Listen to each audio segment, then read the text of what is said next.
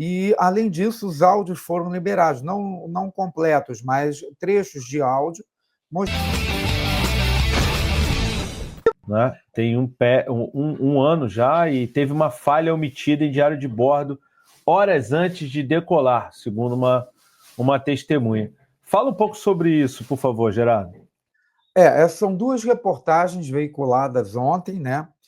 Primeiro chegou pelo G1 também, um resumo, e saiu no Fantástico e no Domingo Espetacular, onde eles entrevistaram um ex-piloto da Voipass, daquela aeronave específica, já tinha voado com a aeronave, e, além disso, os áudios foram liberados, não completos, mas trechos de áudio, mostrando que, no momento em que as caixas pretas indicavam que eles estavam passando por uma dificuldade enorme no sistema de DEAIS, aquele sistema que remove o gelo, impede a formação de gelo, eles estavam se comunicando como se nada tivesse acontecendo.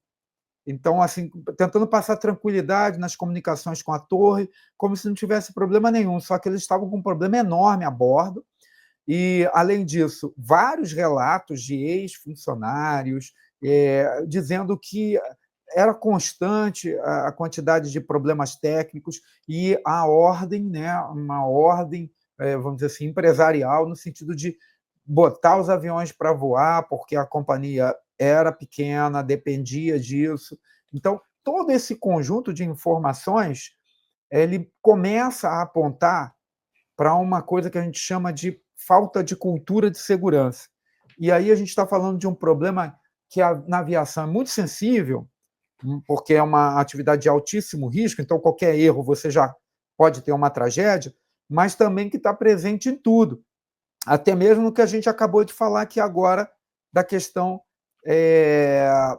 né, da linha chilena também. Ou seja, a cultura de segurança, esse termo, ele surgiu depois do acidente de Chernobyl, da usina nuclear de Chernobyl, porque foram tantas coisas erradas, mas assim comportamentos fora, desde o projeto, tudo visando objetivos paralelos à segurança, que quando os investigadores chegaram à conclusão, como é que acontece um negócio desse tão terrível que afeta o background de radiação no mundo todo? Aí chegaram, isso só poderia acontecer numa cultura louca de uma União Soviética daquela época, entendeu? E aí eles colocaram o nome disso de cultura, problema de cultura de segurança, ou seja, um ambiente que consegue ouvir absurdos e não fazer nada. Foi mais ou menos o que a gente viu com os relatos aí. O piloto chegou, avisou que o sistema de DEIS, né, que faz a prevenção, quando começa a formar o gelo, ele é acionado e quebra o gelo, e aí a asa não fica com aquele gelo todo acumulado, atrapalhando a aerodinâmica. Então, ele avisou, olha, esse meu sistema não está funcionando. Ele está entrando e saindo, entrando e saindo. Mas eu não vou anotar, não. Porque no ambiente ali não era legal ficar anotando os defeitos. Porque parecia que você estava querendo botar o avião no chão.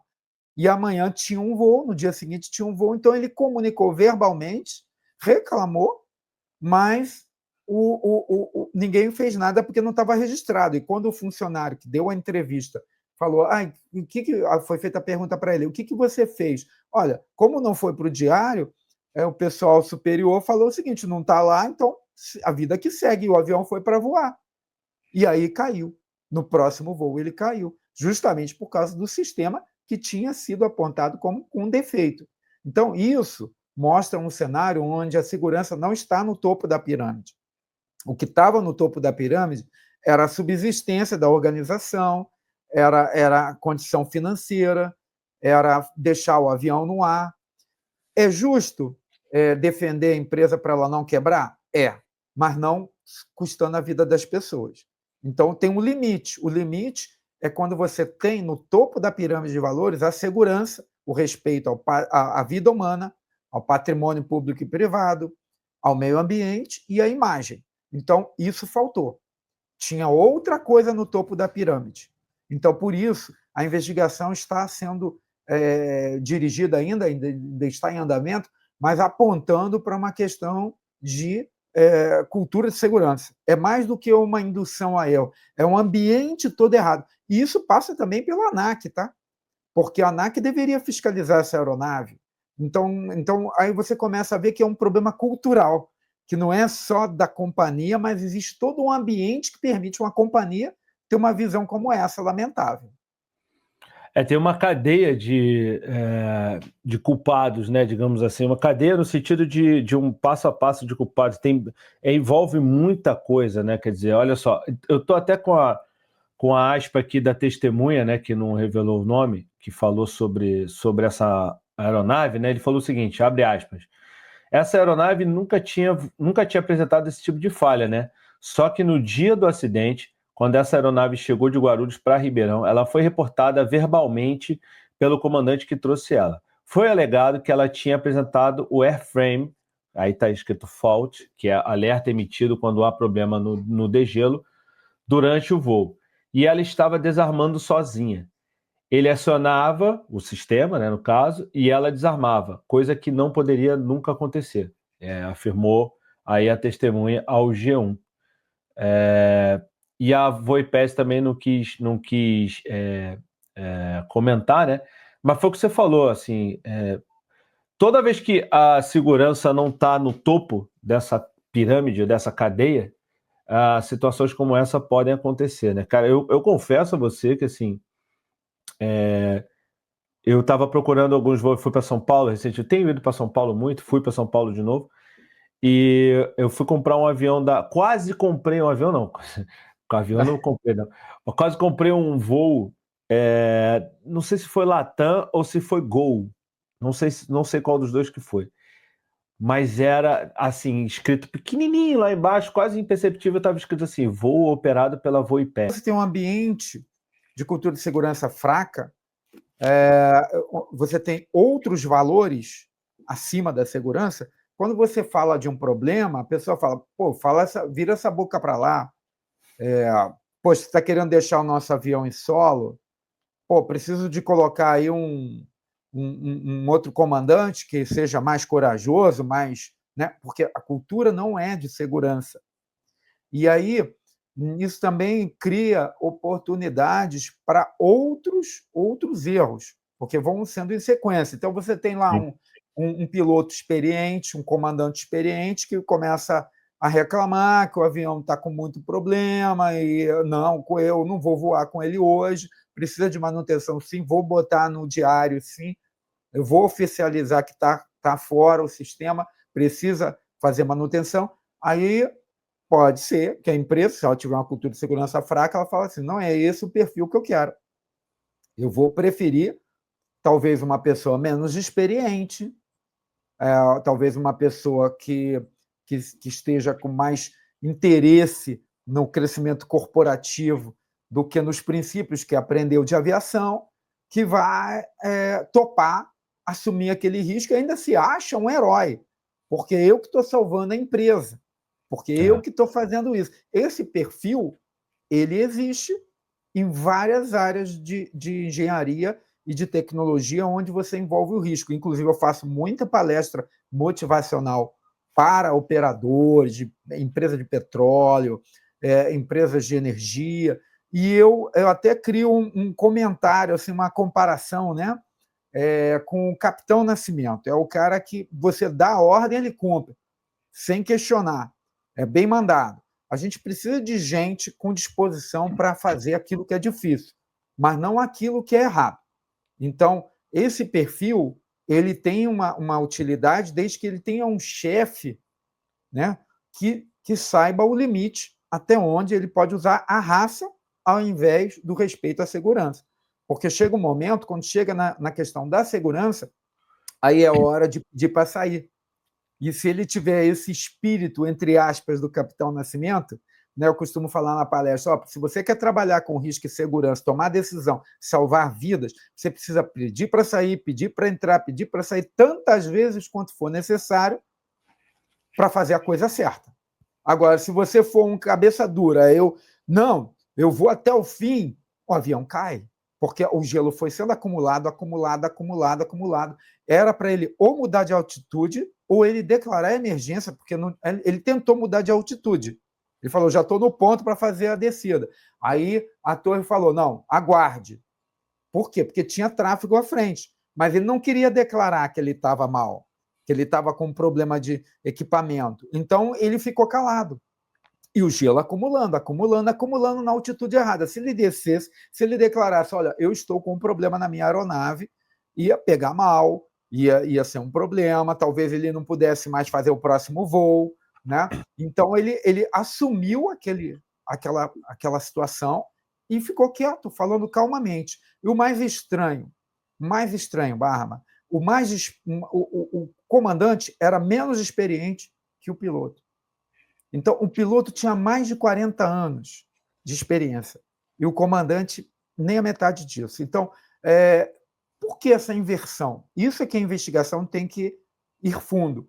Por que a empresa optou por configurar dessa forma? Né? O menos experiente mandando no mais experiente. Por quê? Né? Para tomar a decisão final. Né? E são perguntas que a investigação tem que ir fundo. Que loucura, né? Você falou assim, o cara decidiu, assim, eu não vou culpar o piloto, né? Claro, enfim, ele não tá nem mais aqui para falar nada, mas a decisão dele, ou a decisão, enfim, de manter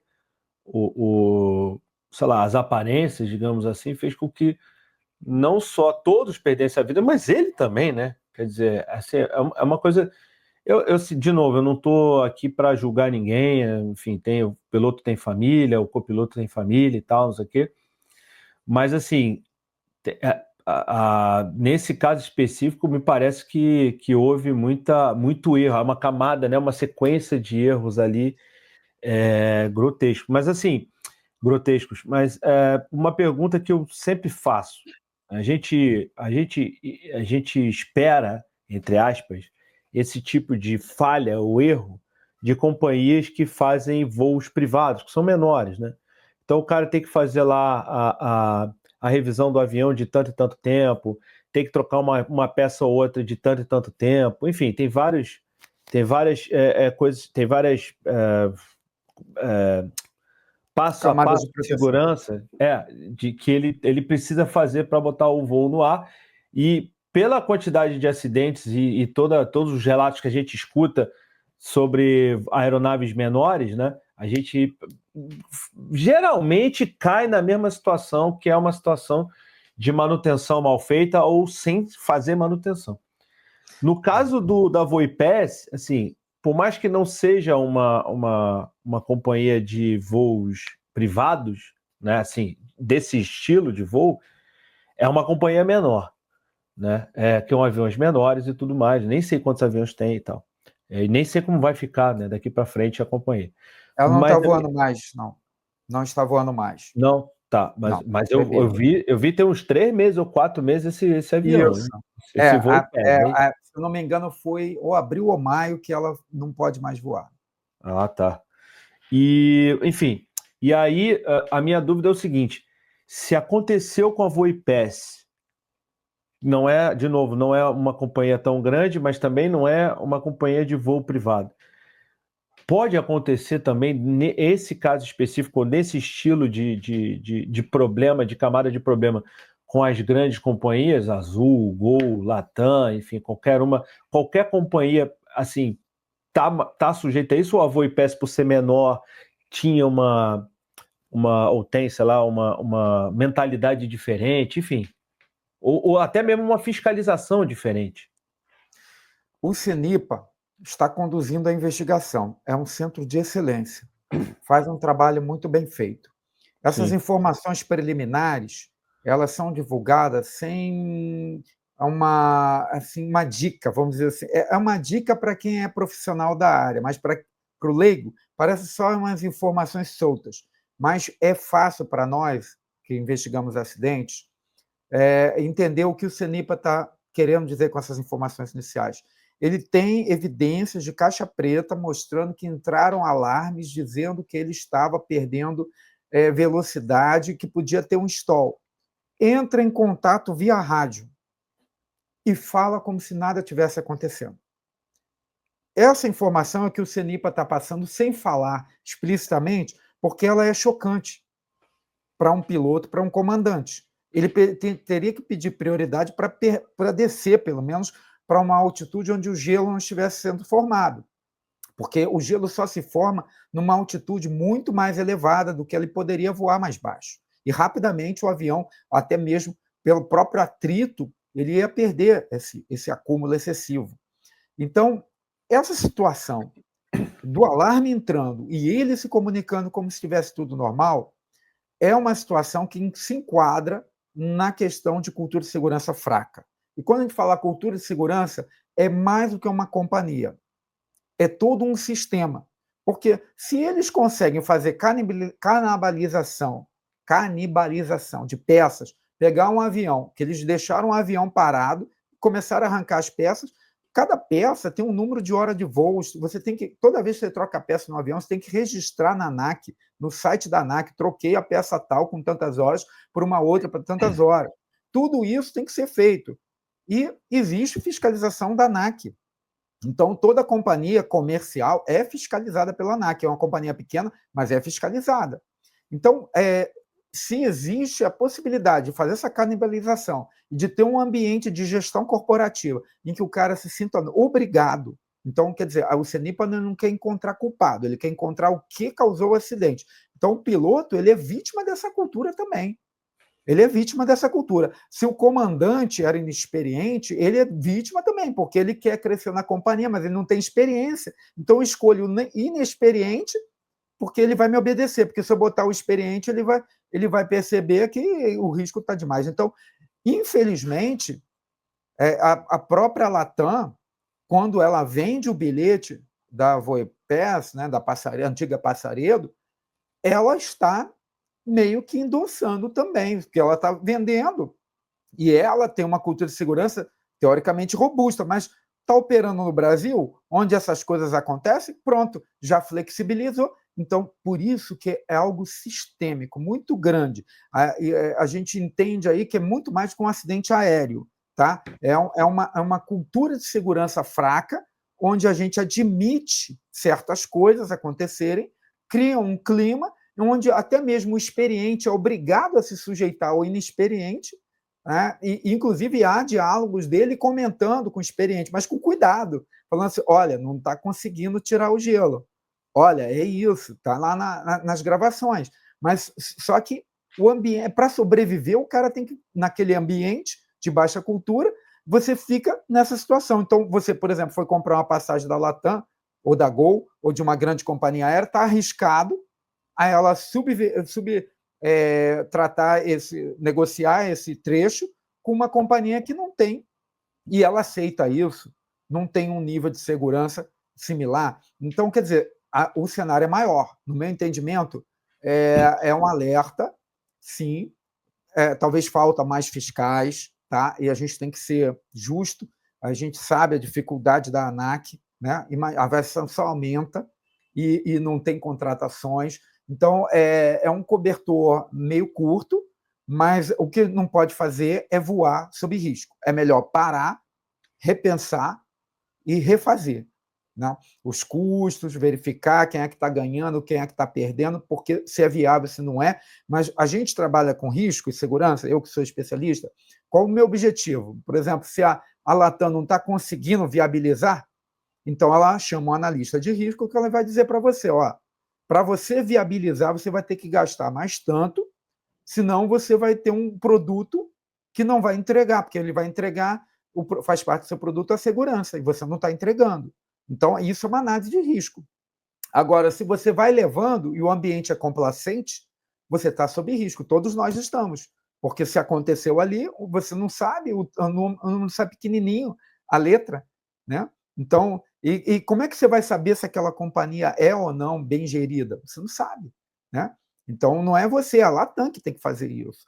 E quem tem que ver se a Latam está fazendo certo? A ANAC.